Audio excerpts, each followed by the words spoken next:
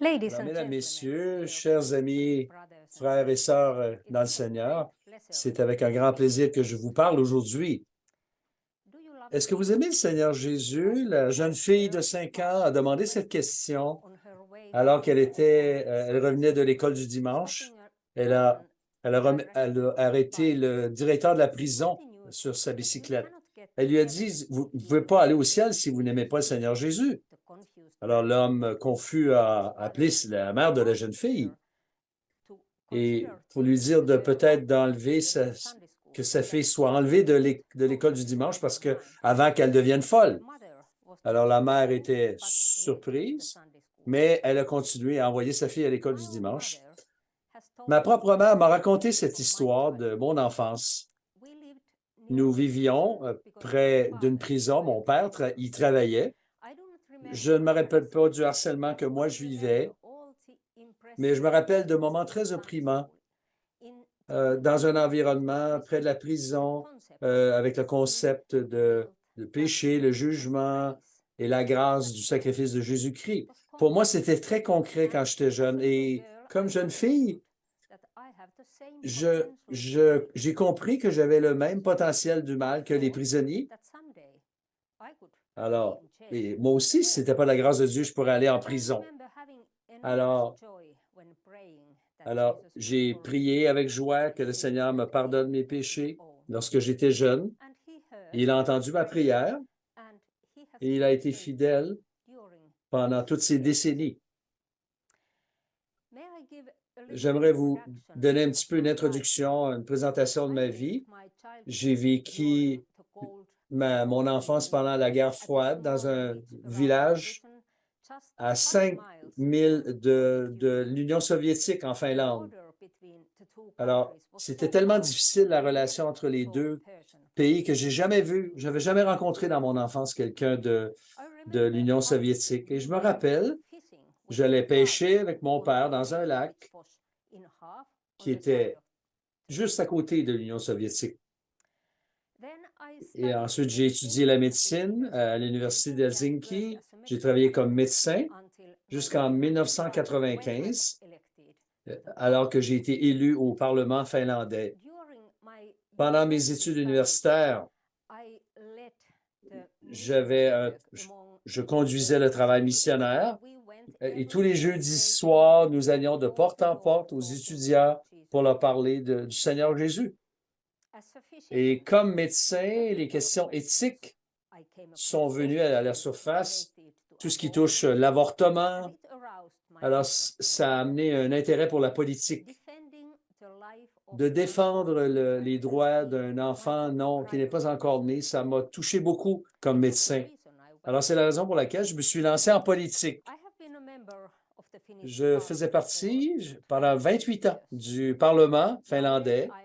Aujourd'hui, j'étais aussi la directrice du Parti démocrate chrétien. De 2004 à 2015, j'étais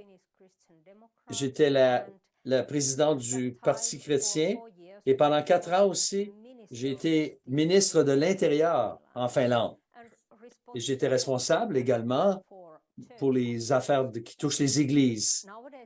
Alors, maintenant, aujourd'hui, je faisais partie de différents conseils de la ville. Mon mari est un docteur en théologie et président d'une école biblique. Nous avons 5 grands enfants, adultes et une dizaine maintenant de petits-enfants. Je suis très reconnaissant au Seigneur pour le soutien indéfectible de mon mari envers moi. Pendant toute ma longue carrière comme député, j'ai toujours été ouverte et très honnête au sujet de ma foi chrétienne. Mes convictions n'ont pas changé, mais je dois vous dire que depuis les 2 dernières années, j'ai été très surprise. En 2021, le procureur général de la Finlande a amené 3 accusations différentes contre moi. Je suis allé 2 fois en cour finlandaise et maintenant j'attends la cour d'appel, le procès en cour d'appel au mois d'août prochain. On m'a accusé d'agitation ou d'aggravation contre les minorités. Le point de départ de ce processus-là, c'était un tweet que j'ai envoyé en 2019, que j'ai publié. Alors, je remettais en question le soutien des églises évangéliques envers le mouvement LGBTQ. Alors, j'ai mis une photo d'un passage biblique dans le livre aux Romains, chapitre 1, versets 24 à 26, où Paul parle des relations entre personnes de même sexe. Et le but de ma critique, c'était le leadership de mon Église et non pas les minorités qui pratiquaient ces choses. Alors, selon le gouvernement, toutes les doctrines doivent être évaluées selon la parole de Dieu. C'était dans la charte même en Finlande. Alors, j'avais une grande préoccupation de l'Église qui votait ou qui prenait une position contre, en fait, sa propre position. Alors, ça avait un effet pour beaucoup de chrétiens, même partout dans le monde, éventuellement. Alors, mais là, ce n'est plus seulement le mariage, mais ça touchait le salut. Des citoyens ont fait des complaintes, des plaintes criminelles contre moi.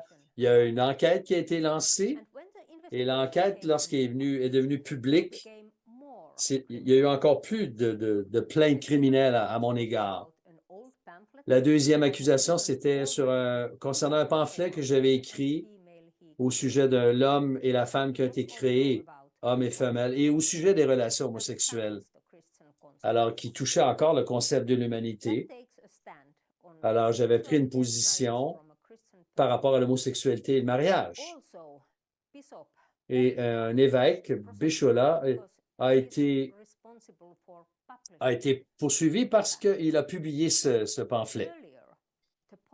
Avant cela, pourtant, la police avait dit qu'il n'y avait pas de cas vraiment concernant l'accusation et ça attaquait justement la suffisance de la Bible par rapport. Alors, même la distribution de la Bible serait peut-être maintenant considérée comme un crime. Alors, ça remettait en question ces choses-là. Et la troisième accusation, c'était une entrevue que j'ai faite à la radio. Qu'est-ce que Jésus penserait de l'homosexualité?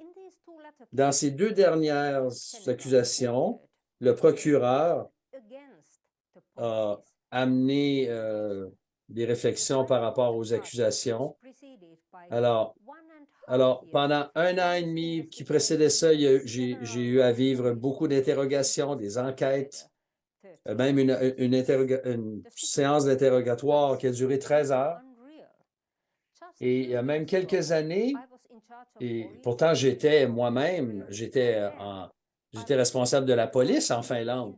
Et souvent, dans des enquêtes, j'avais la Bible ouverte. On demandait qu'est-ce que la Bible avait comme interprétation à dire sur ces situations-là. Et j'ai souvent cité. Mais là, on remettait en question qu'est-ce que je veux dire au sujet du péché. Et il y avait une farce sur les réseaux sociaux. Alors, que je voulais amener des études bibliques quand même à la police. Alors, on m'a demandé, est-ce que je serais prête à effacer tout ce que j'avais dit dans le passé par rapport? Et j'ai refusé. J'ai dit non, je vais garder ma position par rapport à ce que la Bible. Je n'excuserai pas ce que l'apôtre Paul a écrit et a déclaré. Alors, dans le procès, il y a 1 an, en janvier 2022, alors le procureur a dit qu'il n'y aurait pas d'inquisition contre la Bible par ce procès. Mais pourtant, on attaquait directement la doctrine essentielle de l'Église centrale. Alors, ce que je disais, en fait, c'était une doctrine qui résumait. Ce que j'aurais dû dire, c'est que Dieu aimait le pécheur et n'aimait pas le péché. Alors, on diffamait la Bible. Alors, parce que selon elle, on ne peut pas faire une distinction entre l'identité d'une personne et ses actions.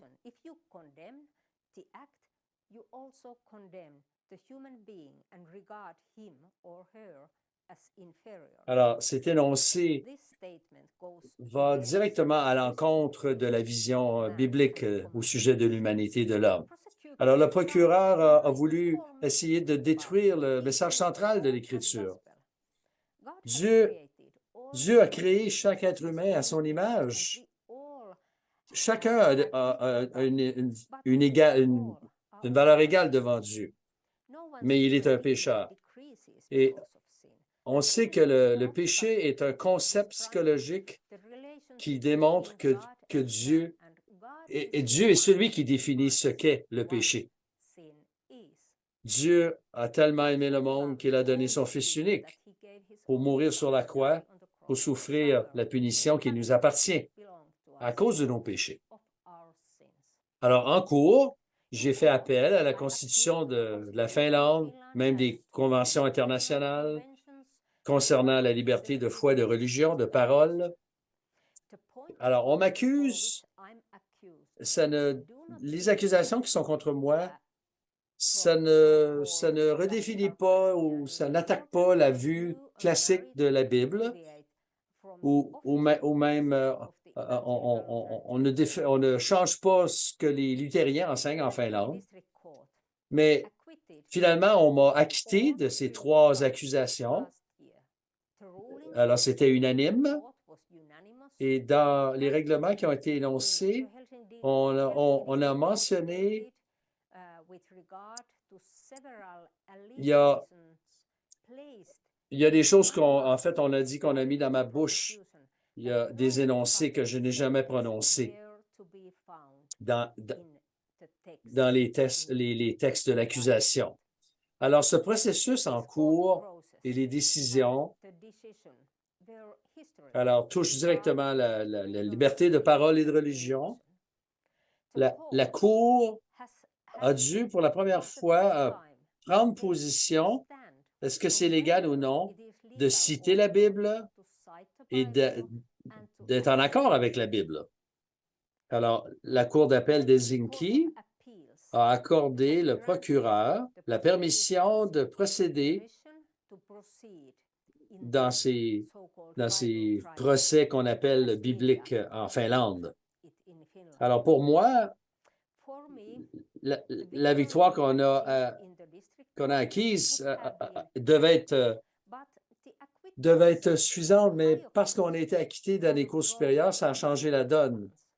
Alors, maintenant, ça permettrait ça créerait un précédent légal au niveau de la liberté de parole et de religion et même aussi dans les cours supérieurs et ça servirait même de ça ouvre la porte à d'autres accusations. Alors, les poursuites ont touché directement les doctrines centrales de la parole de Dieu. Alors les poursuites, on dit que c'était encore plus dangereux, en fait, même que des situations de la vie, même séculière. Alors, le procureur n'accepte pas la doctrine du péché, de la vision biblique de l'homme, de la femme, comme chaque être humain est précieux et pécheur devant Dieu et a besoin de Jésus-Christ dans sa vie. Alors, le procureur est dans une croisade, en fait, contre les enseignements classiques de la foi chrétienne, mais ça ouvre en même temps une occasion merveilleuse d'annoncer l'Évangile en cours. Alors, bien sûr, je remets toute cette situation-là dans les mains de Dieu. Je suis très heureuse que les discussions au sujet de la Bible continuent. Je prie que ça donnera d'autres occasions de pouvoir témoigner de Jésus-Christ. Il y a eu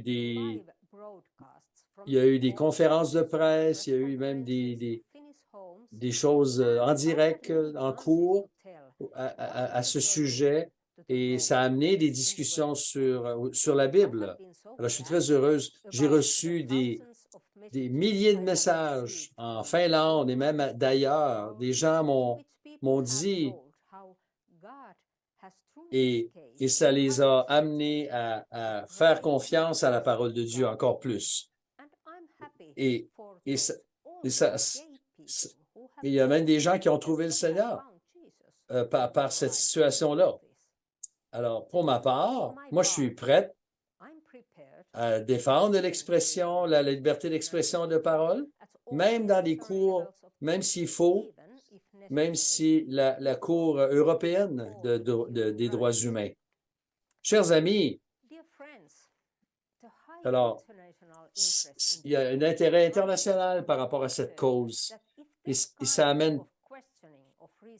Alors, si ça amène des questionnements sur la liberté de parole en Finlande, alors ça touche partout. Alors, ça parle, au niveau international, c'est des effets, ça a des conséquences. C'est possible partout maintenant d'être accusé. L'atmosphère générale à travers le christianisme est de plus en plus hostile. La vision du monde chrétienne est attaquée de toutes parts, où ça touche aussi la protection de la vie, soit au début de la vie ou à la fin de la vie, ou même au point de défendre, est-ce que ça défend vraiment la vision de l'homme et le mariage entre un homme et une femme? Alors, on attaque le langage, des mots comme l'amour. On donne des nouvelles définitions à ce que c'est qu'un arc-en-ciel, l'amour, etc. Alors, on veut briser, on veut détruire toute la question du genre d'après la Bible. Et même, c'est très, très nocif pour les enfants en particulier. Dans tout mon travail pendant 20 ans, la foi en les doctrines de base en Finlande, ça s'est écroulé, littéralement. Et même les églises ne prennent plus, ne sont plus embrassées, même dans les églises, ces doctrines importantes-là. Même les églises ont adopté des positions très libérales envers le christianisme. Et de façon, ils acceptent de plus en plus le mouvement LGBTQ et leur philosophie. Alors, mon expérience indique de cette réalité difficile. Alors, ça attaque ce qui est bien, ce qui est mal. On oublie ce qu'est l'humanité, en fait, par ces choses. Nous avons été pourtant créés devant Dieu, mais nous sommes pécheurs, nous sommes méchants. Et c'est ça le problème qui est perçu par... J'aimerais vous partager une expérience particulière au sujet de la prostitution dans un panel auquel j'ai participé. La discussion était dirigée par une personne très connue des médias. Il y avait d'autres panélistes aussi qui légalisaient la prostitution. Et il y avait des gens des médias qui étaient présents. La vedette était une femme il y a une femme qui venait d'écrire un livre qui disait, dont le titre était La prostitution est mon appel. Alors, j'ai demandé à mes amis de prier pour moi parce que je participais à ce panel. Mais Dieu a répondu à leur prière d'une façon surprenante. Lorsque j'ai commencé à participer, il y avait de la confusion dans le panel. La personne qui devait parler n'a pas pu être libérée Elle a été remplacée par un collègue. Et cette femme, elle a complètement surpris l'audience et les téléspectateurs. Elle n'a pas défendu la prostitution ou les droits des prostituées, mais plutôt elle a partagé qu'elle a quitté, elle a démissionné parce qu'elle a trouvé la foi en Jésus-Christ. Alors, elle a compris que c'était une transgression de la volonté de Dieu. Je ne pouvais pas sortir de la prostitution, dit-elle, avec la loi de Moïse, mais seulement par le sang de Jésus-Christ. Alors, elle en avait des larmes aux yeux qui a accompagné son message. Seul endroit que Dieu accepte, c'est le mariage entre un homme et une femme, et ils restent vierges et fidèles pendant tout leur mariage. Alors, si quelqu'un, elle ajoutait que si quelqu'un savait qu'elle avait brisé, transgressé la loi de Dieu, eh bien, elle pouvait prier avec foi et et que ses péchés soient pardonnés par le Seigneur. Alors, il y a un silence qui est venu et le directeur du panel a dit, bon, il n'y a rien à ajouter, sinon, et Amen.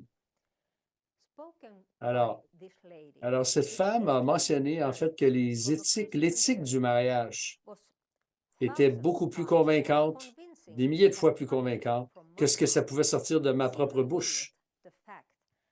En fin de compte, au bout du compte, c'est la conscience qui vient appuyer la vision de Dieu au sujet du mariage. On le sait dans le fond de nous-mêmes que lorsqu'on a transgressé les commandements de Dieu, on connaît les conséquences. Mais c'est seulement à cause de la grâce de la croix de Jésus-Christ que nous avons le courage et la conscience de notre péché. Et ce message d'un Christ crucifié et ressuscité a une puissance incroyable depuis des siècles et même devant la persécution. Alors, je vais vous parler d'une autre situation qui est arrivée en 2013 lorsque j'étais la députée, la ministre de l'Intérieur en Finlande et la directrice du Parti chrétien-démocrate. J'ai parlé dans une église que certainement que nous tous, on fait face à des situations où on a à continuer à agir contrairement à l'opinion publique générale, même des fois contre la loi, si ça contredit la parole de Dieu. Dans les Actes, n'est-ce pas, on trouve ce texte où les apôtres ont refusé de se soumettre au Sanhédrin. Pierre et d'autres ont dit, nous devons obéir à Dieu plutôt qu'aux hommes. Et ils ont continué à prêcher la parole.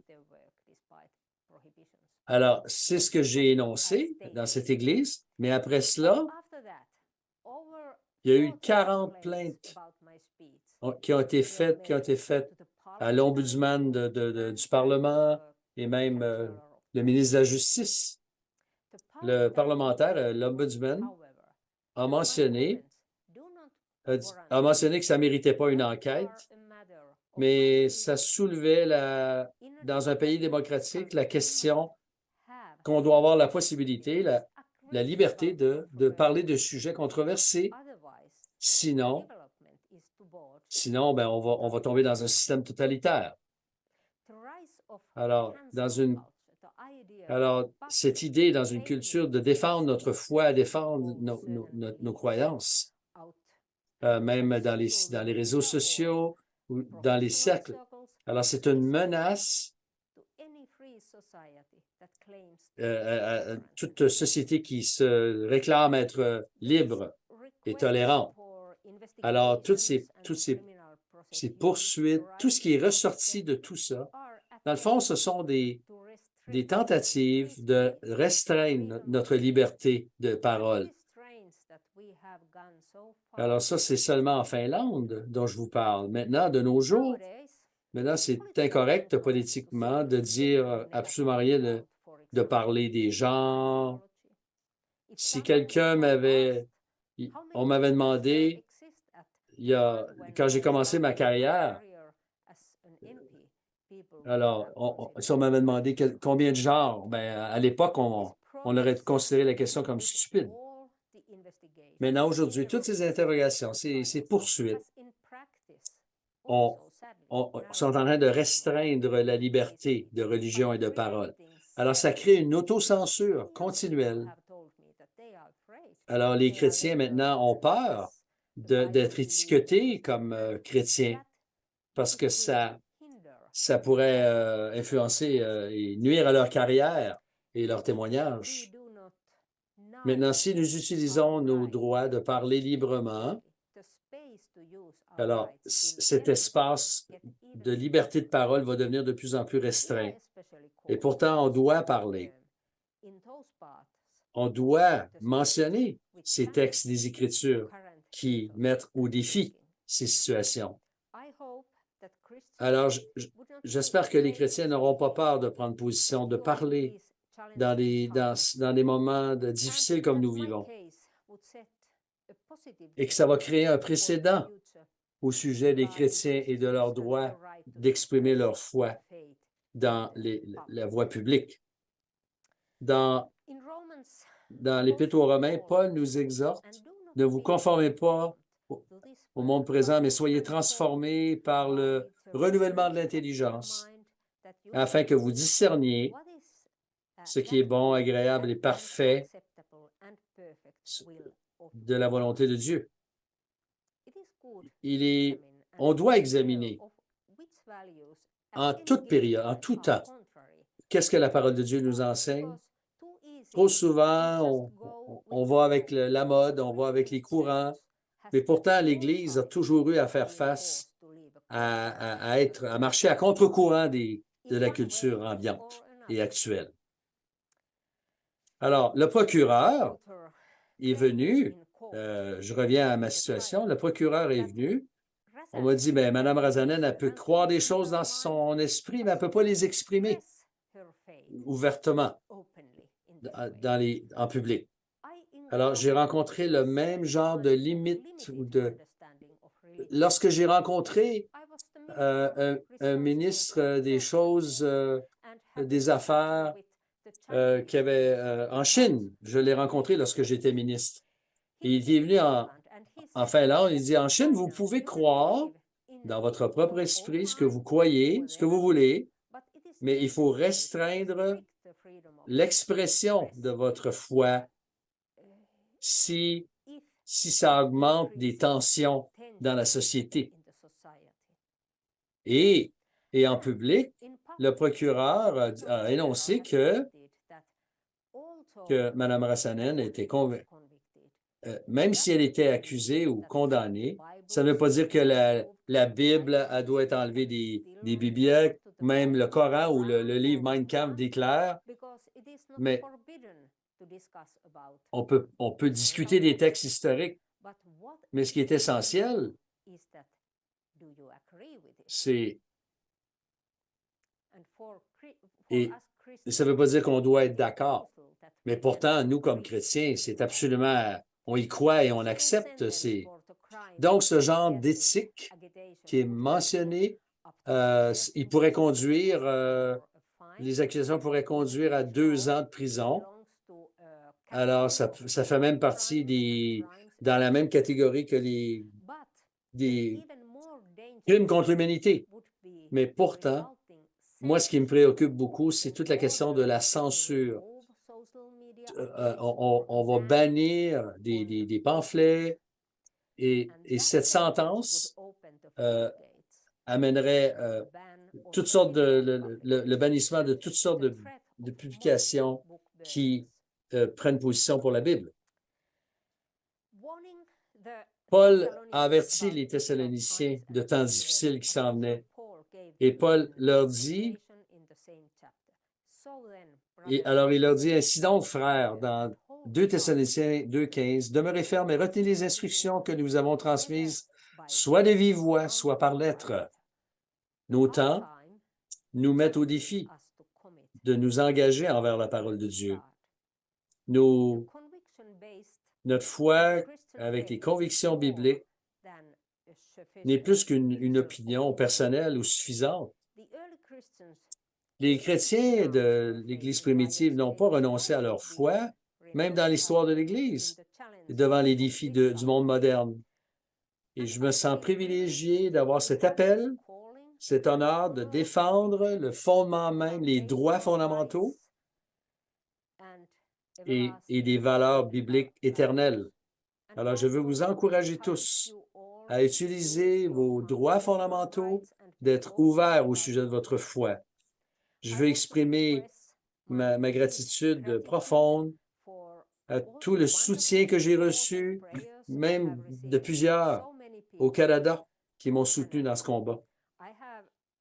Alors, j'ai vraiment ressenti de façon concrète le soutien dans la prière et la puissance pendant toutes ces périodes difficiles. Alors que je me prépare pour cette comparution en cours à la Cour d'appel au mois d'août, je remercie tous ceux qui se tiennent debout avec moi. Merci pour vos prières. C'est très apprécié. Chers amis, la reine Esther a été encouragée par Mardochée de se lever et de prendre position pour les Juifs avec cette question. Qui sait si ce n'est pas que tu as été choisi pour un temps comme celui-ci? Pour un temps comme celui-ci. La même question peut nous être adressée à nous. N'avons-nous pas été peut-être choisis pour ces jours présents, pour ces jours comme nous vivons? Nous sommes nés pour aimer pour voir, pour aimer, annoncer l'Évangile et prendre position contre l'injustice. En 1939, l'ancien président avait demandé aux gens de prier. Alors, c'était au début de la Deuxième Guerre mondiale, des temps très difficiles. La Finlande était attaquée. Et il a dit ceci dans son discours. Il dit, nos ancêtres, à travers tous les siècles, dans toutes sortes de persécutions et de tribulations, même dans les jours de paix, ont toujours tiré leur force et leur puissance avec la parole de Dieu, avec la Bible. Et en ces jours présents, on a besoin de retourner à la parole de Dieu. Alors, ayons une foi humble et en citant, il a cité la justice élève une nation, mais la corruption la détruit. Et les mêmes défis sont pour nous aujourd'hui. Je vous souhaite à chacun le courage de prendre position, de garder le message qui ne change pas du Seigneur Jésus-Christ devant les défis de la vie, et de ne pas craindre de communiquer l'Évangile à toutes les nations. Merci beaucoup pour votre attention et que Dieu vous bénisse tous.